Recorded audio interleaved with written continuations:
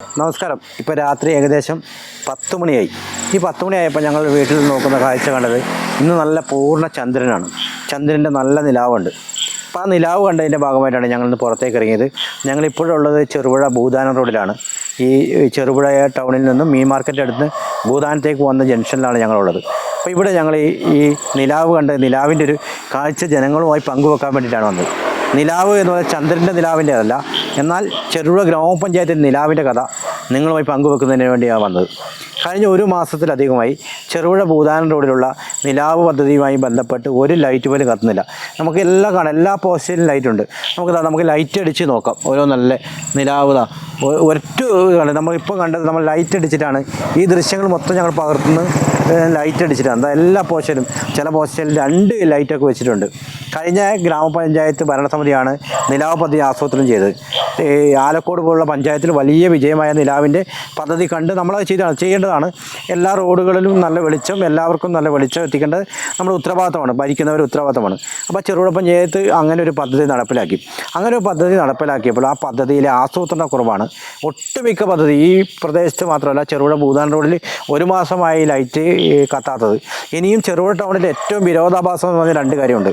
ചെറുപുഴ ടൗണിലെ ചെറുപുഴ വില്ലേജ് ഓഫീസിന് സമീപത്തൊരു ലൈറ്റുണ്ട്, അതിന് ഇതുവരെ കണക്ഷൻ കൊടുക്കാൻ സാധിച്ചിട്ടില്ല.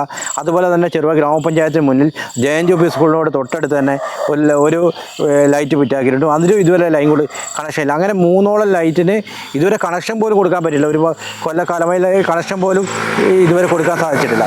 അപ്പോൾ നിലവിൽ കണക്ഷൻ കൊടുത്ത ലൈറ്റുകളോ ഒട്ടുമിക്കതും കത്തുന്നില്ല. ഭൂതാനം ചെറുപുഴ മുതൽ ഭൂതാനം വരെയുള്ള ഒരു ലൈറ്റ് പോലും ഇപ്പോൾ കത്തുന്നില്ല.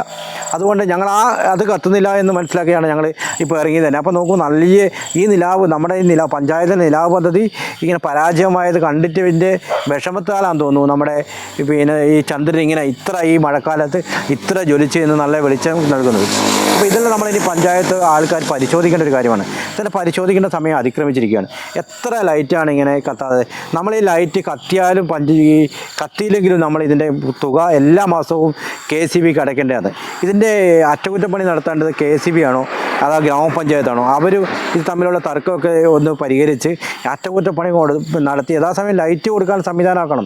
നമ്മളിങ്ങനെ നിലാവ് പദ്ധതി ഉണ്ട്, അല്ലെങ്കിൽ ഹൈമാസ് ലൈറ്റ് ഉണ്ട്, ഇങ്ങനെ ലൈറ്റ് ഉണ്ട് എന്ന് പറയുന്നതല്ലാണ്ട് നിലാവ് പദ്ധതി ഉണ്ട് എന്ന് പറയുന്ന അധികാരികൾ നിങ്ങളുടെ വാർഡുകളിൽ എല്ലാവരും, ഞാൻ ചെറുപുഴ പഞ്ചായത്തിലെ എല്ലാ മെമ്പർമാരോട് ഒരു അഭ്യർത്ഥനയാണ്, നിങ്ങൾ നടത്തണം. നിങ്ങളുടെ വാർഡിലെ രാത്രിയിൽ നിങ്ങളൊന്ന് സഞ്ചരിക്കണം.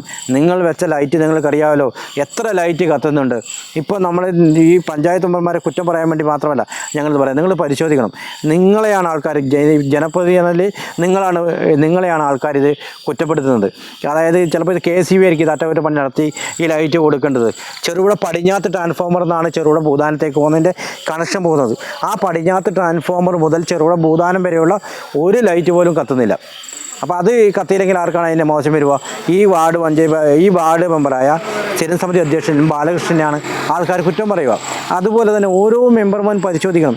നമ്മുടെ നിലാവ് ഒരു പദ്ധതി നടപ്പിലാക്കിയാൽ ആ പദ്ധതി യഥാവിധത്തിൽ നടക്കുന്നുണ്ടോ എന്നുള്ളൊരു നോക്കേണ്ട ഒരു ഉത്തരവാദിത്വം കൂടെ ആ മെമ്പർമാർ കാണിക്കണം.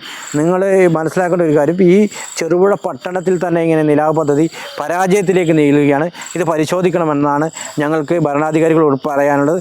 അതുകൊണ്ട് മാത്രമാണ് ഈ രാത്രി 10 മണിക്ക് ഞങ്ങളിങ്ങനെ വാർത്ത എടുക്കാൻ ഇറങ്ങേണ്ടി വന്നത്. മലയോര മേഖലയിൽ ആദ്യമായി പടിഞ്ഞാത്ത് ഗോൾഡ് ആൻഡ് ഡയമണ്ട്സ് സമ്പൂർണ്ണ HUIDയിലേക്ക് ISO BIS അംഗീകാരങ്ങളോടൊപ്പം 100% ആഭരണങ്ങളും ഹോൾമാർക്ക് ചെയ്ത മലയോര മേഖലയിലെ ആദ്യ ജ്വല്ലറി പടിഞ്ഞാത്ത് ഗോൾഡ് ആൻഡ് ഡയമണ്ട്സ് ഇപ്പോൾ 1/4 നൂറ്റാണ്ടിന്റെ വിശ്വസ്ത സേവനത്തിന്റെ പത്തരമാറ്റു തിളക്കത്തോടെ സ്വർണ്ണാഭരണങ്ങൾ സ്വന്തം പണിശാലയിൽ നിർമ്മിച്ച് ഇടനിലക്കാരില്ലാതെ നിങ്ങളിലേക്ക്. ഒപ്പം ഡയമണ്ട് ആഭരണങ്ങളുടെ കണ്ണഞ്ചും കളക്ഷനുമായി ഇവ diamonds. Padinjath gold and diamonds, Cherupuzha, Alakode, Padiyottuchal wholesale division, Thrissur.